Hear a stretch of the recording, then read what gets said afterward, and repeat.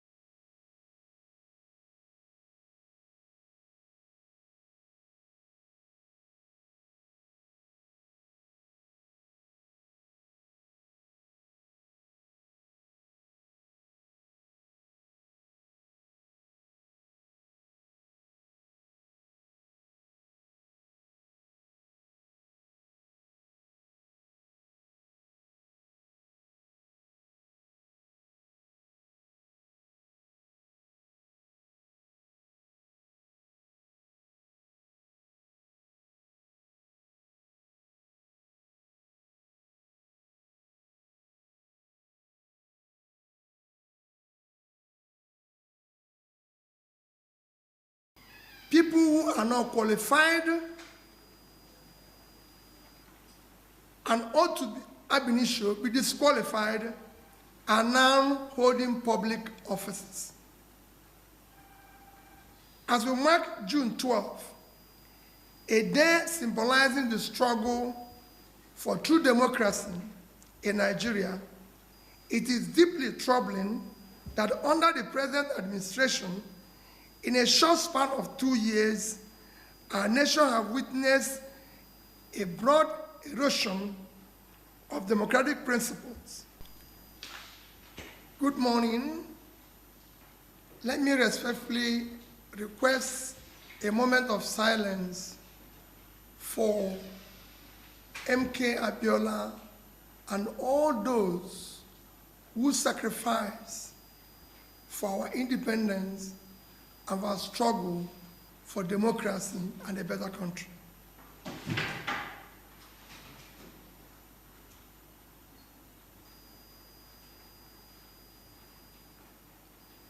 May his souls and all souls of faithful departed, through the mercy of God, rest in peace.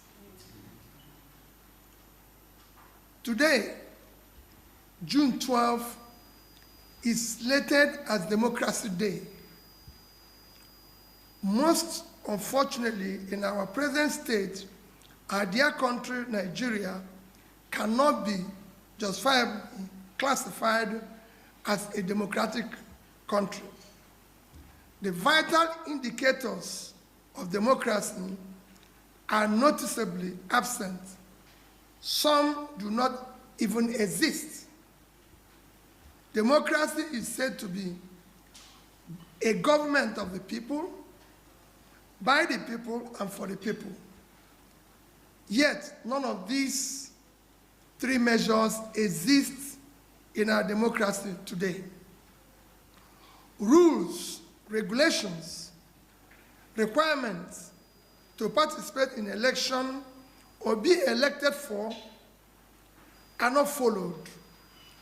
Consequently, people who are not qualified and ought to be ab initio be disqualified are now holding public offices. As we mark June 12, a day symbolizing the struggle for true democracy in Nigeria, it is deeply troubling that under the present administration, in a short span of 2 years, our nation has witnessed a broad erosion of democratic principles. There has been a corresponding decline in security and the quality of life for millions of Nigerians. We have traversed from rigged elections to collapsing social service, from soaring poverty to rising corruption, and from seemingly stable economy to parlous economy. It is most troubling that in 2 years in office, the present government has brought our nation to the point where our leaders now celebrate and endorse failure, lies, and propaganda. The government today, rather than show genuine accountability and measurable progress, focuses on manipulating the narratives, gaslighting the public, shifting blame, and weaponizing governance. Meanwhile, Nigerians live in a worsening and worrisome insecurity, widespread corruption, hunger, and general despondency. There are no clear benchmarks for measuring tangible development as we continue to witness the collapse of key indicators like education, healthcare, and poverty alleviation, which are the parameters for measuring national progress. Simple comparison of what has happened in the past 2 years now relies on propaganda and misinformation to mark misgovernance. Our country today can best be described as a nation declining fast in all its facets. The security of lives and property has worsened, and the rule of law is virtually non-existent. These are hard, verifiable facts. On May 29, 2023, when this government was sworn in to office, Nigeria gross domestic product, GDP, was $364 billion. As of today, it has declined to $188 billion, a decline of almost 50%. Nigerian per capita income was $1,640 as at May 2023. Today, it has dropped to about $835, a devastating decline of about 50%. Nigerians living in poverty have increased from 38.9% to 54%. Within this period, 129 million Nigerians now live below poverty line. The World Bank recent report stated that 75% of Nigerians in rural areas now live below poverty, and the situation is even more in urban areas. Our education sector has deteriorated significantly. Today we have 18.3 million children out of school, the highest in the world. The quality of education has deteriorated. Our children are now being taught science without science lab and computer without computers. They are now taking exams in darkness with candles. There's not even glitches in the exams. Health services have worsened drastically. The National Primary Healthcare Development Agency declared that less than 20% of over 30,000 primary healthcare centers across the nation are functional. I've even recently visited some where there are delivery rooms without toilets. The United Nations Agency recently reported Nigeria as the worst country to give birth, with one death recorded every 7 minutes.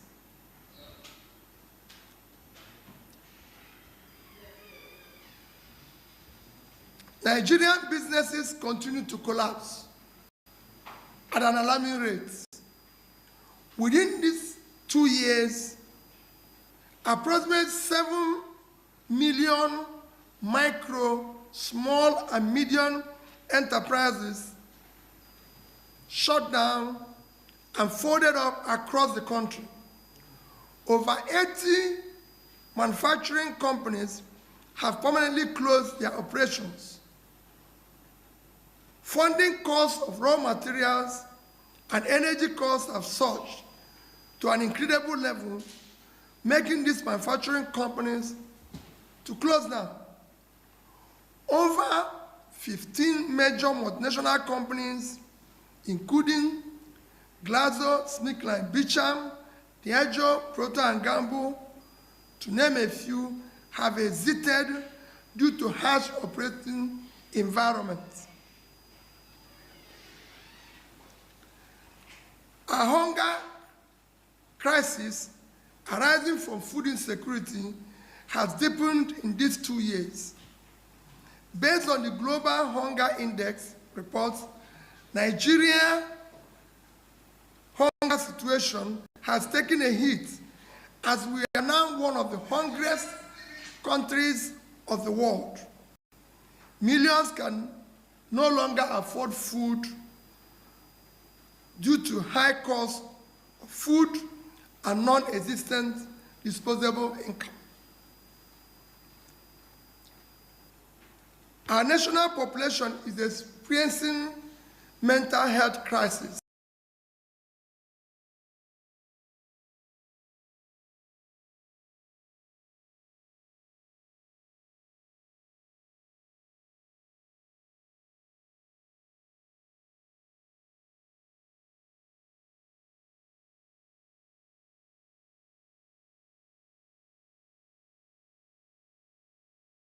Crisis, as the mental health and stress level within this period have increased drastically.